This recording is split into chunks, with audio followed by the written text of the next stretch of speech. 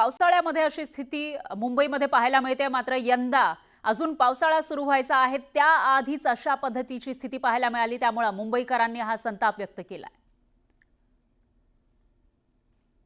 2 आठवडे झाले नाहीये तिथे आता आपल्याला आधी जाऊ देत नाहीये, जणू काही इमर्जन्सी लावलेली आहे। खालती राडा रोडा दिसतोय, म्हणजे मेट्रो वापरणाऱ्यांना काय धोका आहे तुम्ही पहा। पाणी तर तुंबलंच होतं, पण जिथून तुम्हाला व्हिज्युअल्स मिळाले असतील काही काही ठिकाणी कुठे काय कोलॅप्स झालंय का काय दिसतंय का आपल्याला दिसत होतं। मेट्रोचं काम रेल्वे का काम पूरा हुआ है, दीवार का काम 10 जून का पूरा होता था। 10 तारखेपर्यंत पूर्ण झालं असतं तरी परिस्थिती आली नसती, काम ते पूर्ण व्हायला। आणि जर सुरू नाही केलं तर म्हणतात सुरू का नाही केलं, उद्घाटनासाठी थांबले, असं दोन्ही बाजूंनी बोलतात। ते वरळी इथपर्यंत रेल्वे बंद केलेली आहे सध्या। रविवारी संध्याकाळपासून सुरू झालेला पाऊस अजूनही सुरू असल्यानं मुंबईकरांचं जनजीवन विस्कळीत झालंय। पुढील 3 ते 4 तासांसाठी मुंबईमध्ये विजांच्या कडकडाटासह मुसळधार पावसाची शक्यता हवामान खात्यानं वर्तवली आणि त्याचवेळी जोरदार वारं देखील वाहणार आहे। त्यामुळे जर गरज असेल तरच घराबाहेर पडण्याचं आवाहन नागरिकांना करण्यात आलंय बापू। आणि मुसळधार पावसामुळे मुंबईचं पनवेल रायगडमध्ये पाणी साचलंय। किंग्ज सर्कल, हिंदमाता सारख्या सखल भागात पाणी साचलंय, तर मस्जिद बंदर रेल्वे स्थानकात रेल्वे रुळावर पाणी साचलंय, तर केम रुग्णालयात देखील पाणी शिरलं होतं। 16 दिवस आधीच मुंबईत दाखल झालेल्या मान्सूनने मुंबईकरांचं प्रशासनाची चांगलीच त्रेधातिरपीट उडवली। पहिल्या पावसात मुंबईतील रस्ते आणि रेल्वे वाहतुकीचा बोजवारा उडाला। अनेक सखल भागांमध्ये आणि रेल्वे रुळांवर पाणी साचल्याचं पाहायला मिळालंय।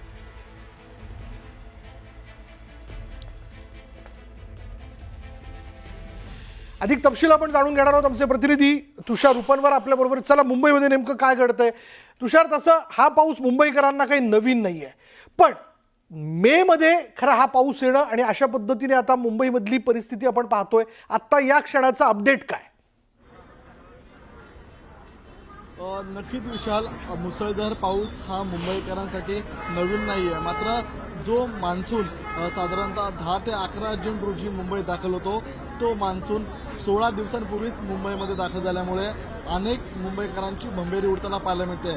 आजचा कार्यालयीन कर्मचाऱ्यांसाठीचा हा पहिलाच दिवस होता आणि पहिल्याच दिवशी या पावसाळ्यामुळे नागरिकांची मोठी गैरसोय झाल्याचं पाहायला मिळतंय। हे दृश्य मी दाखवतोय न्यूज 18 लोकांच्या प्रेक्षकांना। दादर स्थानकाबाहेरची दृश्य आहेत। रेल्वे वाहतुकीवरती पावसाचा मोठा या ठिकाणी परिणाम झाल्या कारणामुळे नागरिक मोठ्या प्रमाणात आपल्याला या बसच्या माध्यमातून रस्ते वाहतुकीचा वापर करताना पाहायला मिळतात। याच दादर स्थानकाबाहेर आपण ही दृश्य पाहत असाल तर नेहमी आपल्याला गर्दीचं चित्र पाहायला मिळत होतं। मात्र आज सकाळपासूनच पावसाचा जोर जास्त असल्या कारणामुळे नागरिक आपल्याला या ठिकाणी घराबाहेर कमी पडल्याचं पाहायला मिळतंय। त्यामुळे या परिसरामध्ये आपल्याला सध्या गर्दीचं चित्र पाहायला मिळत नाहीये। मी आता न्यूज 18 लोकांच्या प्रेक्षकांसाठी नेमकी रेल्वे वाहतूक कशी सुरू आहे आणि ट्रॅकवरती सध्या पाणी साचलंय की नाही साचलंय, ट्रॅकवरती कशी सिच्युएशन आहे हे आपण प्रेक्षकांना दाखवत आहोत। आता आपण CSMT कडे जाणारी ही रेल्वे आपल्याला ट्रॅकवरची दृश्य पाहत आहे। ट्रॅकवरती सध्या पाणी नाहीये आणि पावसाचा जोर देखील आपल्याला ओसरल्याचं पाहायला मिळतंय। मात्र आपण पाहत असाल तर जे कार्यालयीन कर्मचारी आहेत ते कार्यालयीन कर्मचारी आपल्याला घरी जाताना आता पाहायला मिळतात। त्यामुळे जलदगती मार्ग असेल किंवा स्लो ट्रॅकवरची वाहतूक असेल, जी वाहतूक आसनगावकडे, बदलापूरकडे, ठाण्याकडे जाते, त्या ट्रॅकवरती मात्र आपल्याला नागरिकांच्या रांगा लागल्याचं पाहायला मिळते। त्या ट्रॅकवरती आपल्याला नागरिकांची गर्दी असल्याचं चित्र आहे। तुम्ही माझ्या उजव्या बाजूला विशाल पाहू शकता। प्रामुख्याने CSMT कडून, दादरकडून ज्या गाड्या आसनगाव, कल्याण, ठाणे या भागामध्ये जातात, त्या भागामध्ये या ठिकाणी कर्मचारी दादर भागातून मोठ्या प्रमाणात जात असतात। त्या ट्रॅकवरती, प्लॅटफॉर्मवरती आपल्याला नागरिकांची गर्दी पाहायला मिळते, कारण की अजूनही रेल्वेची वाहतूक ही आपल्याला धीम्या गतीने सुरू असल्याचं पाहायला मिळतंय।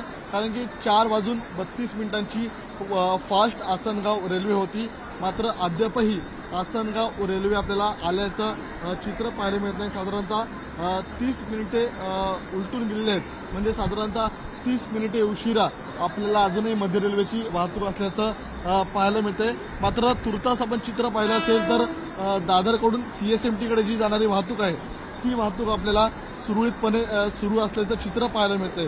मात्र दादरकडून ठाण्याकडे जाणारी जी वाहतूक आहे त्या वाहतुकीवरती परिणाम झाल्याचं पाहायला मिळते. मात्र दादर स्थानकामध्ये CSMT कडे जाणारी जी प्रवाशांची संख्या आपल्याला फार दुर्मिळ स्वरूपात पाहायला मिळते. कारण की सकाळपासूनच पावसाने अक्षरशः हाहाकार केला होता. यामुळे नागरिक आपल्याला घरातून बाहेर पडताना पाहायला मिळाले नव्हते. त्यामुळे दादरपासून CSMT कडे जाणारी जी प्रवाशांची संख्या आहे, नागरिकांची संख्या आहे, ती कमी प्रमाणात आपल्याला पाहायला मिळते. मात्र जे कार्यालयीन कर्मचारी आहेत ते आपल्याला प्रामुख्याने दादरहून आपल्याला ठाण्याकडे, आसनगावकडे, कल्याणकडे जाताना मात्र आपल्याला प्लॅटफॉर्मवरती मोठी गर्दी पाहायला मिळते. आणि त्याच प्लॅटफॉर्मवरती आपल्याला मोठ्या प्रमाणात ट्रेन या उशिरा देखील असल्याचं पाहायला मिळतात.